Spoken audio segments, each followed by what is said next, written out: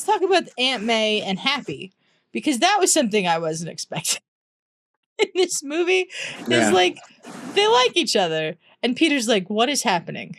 Like, what is going on? I do like the way that by the end Peter's like, okay, so tell me what's happening, and Aunt May's like, it was a summer fling, and Happy's like, we'll see where it goes.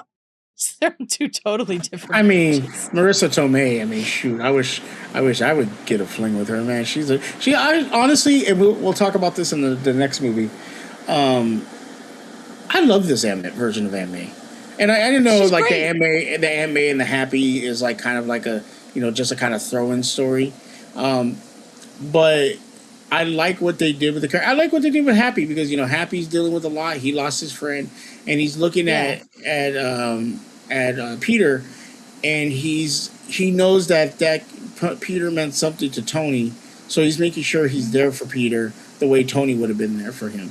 And so, it's a good relationship with our characters with Happy and Aunt May, and I really do like what they did with Aunt May in these movies, and you'll again, we'll talk about this in the next movie, but you feel that weight of her presence and how much she means to Peter, and so it was good to see her kind of get a little story in this movie. Again, probably something throwaway that they threw in, but I did like what they did with it. Yeah, I agree. I like Happy a lot as a character. I have since the first Iron Man. He went from, security guy who's like Tony's best friend to like building his way up to being like this thing where he can call Nick Fury and he can give him a coded message and Nick Fury's going to understand what that means, even though it's not Nick Fury. I found that. See, that's another part about the scroll part that I just don't like. Yeah. There's a lot of the scroll stuff that I just don't like. Involving Secret Invasion. We'll get into all of that when we do Secret Invasion. But yeah, I liked Happy in this episode. Well, I guess it's an episode of the MCU. I liked Happy in this movie. I liked that. I mean, it's a little weird that he's like macking on Aunt May, but Aunt May in this movie is like not an old lady either. Like Marisa Tomei is gorgeous. Like, why wouldn't Happy try to like get with Aunt May?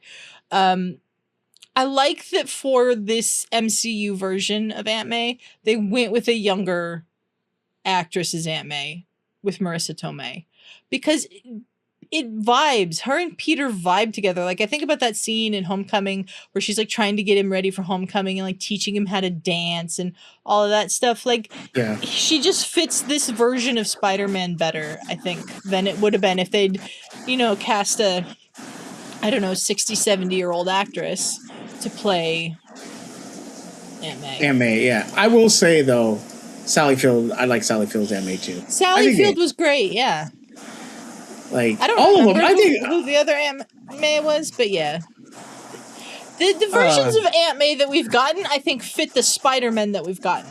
Absolutely, like, I think 100%. They fit the take on the character in those movies, and I think Marisa Tomei's is just perfect for this take on Spider-Man. Because Tom Holland actually plays him young. He looks young, he plays him young, he's kind of naive at some points. Like, it just makes more sense to me that this is the type of Aunt May that we got here. Yeah, 100%.